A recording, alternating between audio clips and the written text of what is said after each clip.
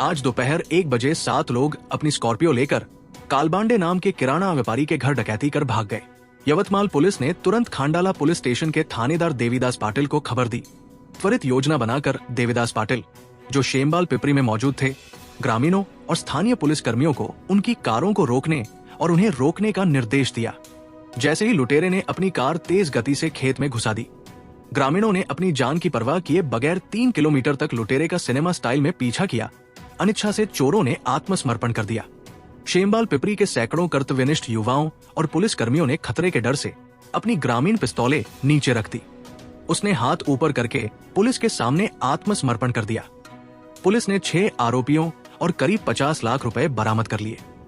इसलिए पुलिस के साथ साथ पुलिस अधीक्षक श्री कुमार चिंता साहब, अपर पुलिस अधीक्षक श्री पीयूष जगताप साहब, पुसद उप विभागीय अधिकारी श्री हर्षवर्धन विजय साहब, इनके मार्गदर्शन में खंडाल पुलिस स्टेशन के बहादुर और बुद्धिमान थानेदार देवीदास पाटिल और देवानंद कायंदे साहब, सुरेश राठौड़, गोपाल पांडे, सुनील हगवने, गोविंद कटारे ने यहाँ के बहादुर युवाओं की प्रशंसा की और उन्हें धन्यवाद दिया।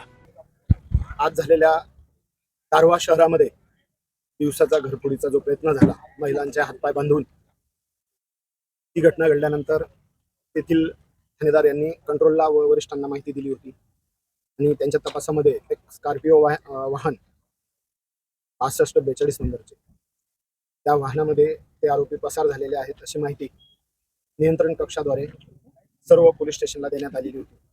त्याद्वारे आम्हाला माननीय अपर पोलीस अधीक्षक साहेब यांनी स्वतः फोन करून माहिती दिली की सदरची गाडी ही शक्यतो नांदेड साईडला किंवा हिंगोली साईडला जाण्याची शक्यता आहे, तर आपण आपल्या ज्युरिडिक्शनमध्ये शेंबाळ पिंपरी येथे नाकाबंदी करावी। म्हणून आम्ही आज शांतता कमिटीच्या मीटिंग आम्ही शेंबाळ पिंपरीतच हजर असताना तिथे माहिती मिळाल्यानंतर आम्ही नाकाबंदीसाठी शेंबाळ पिंपरी परिसरामध्ये जात होतो। तर आम्ही विचार केला की आमदारी घाटामध्ये जर त्यांना अडवलं तर आपल्याला अधिक फायदेशीर ठरेल, म्हणून आम्ही आमदारी घाटात जात असताना सदरचे वाहन आम्हाला क्रॉस झाले।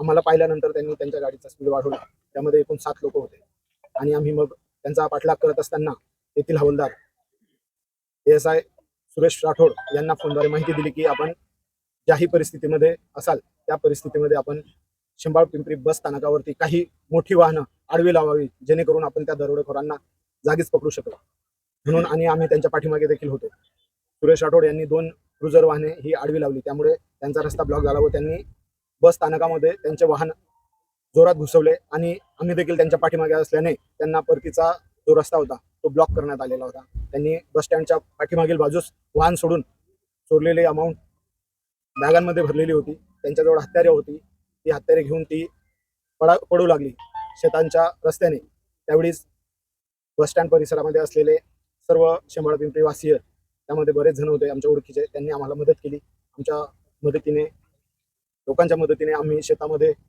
सदर लोकांना शोधत असताना, त्यांचा पाठलाग करत असताना त्यांना शेवटी सरेंडर करावं लागलं आणि आम्ही लोकांच्या मदतीने सर्वांना पकडू शकलो व त्यांच्याजवळ असलेली चोरलेली रक्कम, सोनं चांदी आणि 6 आरोपी पकडण्यात आम्हाला यश आलेलं आहे। एक आरोपी हा गर्दीचा फायदा घेऊन किंवा एखाद्या वाहनाचा सहारा घेऊन पसार झालेला आहे। एकूण 7 आरोपींनी ही घटना घडवून आणलेली आहे। 6 आरोपींना आम्ही पकडलेले आहे। सोनं चांदी आणि रोख रक्कम अशी मिळून 30 लाख रुपयाची कॅश, 30 लाख रुपयाची रक्कम हस्तगत करण्यात आलेली आहे। आरोपींनी वापरलेलं एक स्कॉर्पिओ गाडी, 2 गावठी पिस्टल आणि 2 कुकरीसारख्या मोठे हत्यार, तसेच टॉमी, स्क्रूड्रायव्हर असे हत्यारे जप्त करण्यात आलेली आहेत। आणि या कारवाईमध्ये पोलीस अधीक्षक यवतमाळ माननीय चिंता सर, अपर पोलीस अधीक्षक माननीय पीयूष जगताप सर, उपविभागीय पोलीस अधिकारी तथा सहाय्यक पोलीस अधीक्षक पुसद उपविभाग माननीय हर्षवर्धन विजय सर यांच्या मार्गदर्शनाखाली पोलीस स्टेशन खंडाळाचे PSI Kayande, ASI Suresh Rathod, PN Govind Katare, Gopal Pande, Sunil Hagawane यांच्यासह आम्ही ही कामगिरी केलेली आहे। शेंबाळ पिंपरी वासियांनी आम्हाला या कामगिरीमध्ये मदत केली आहे, त्यामुळे सर्वांचे धन्यवाद।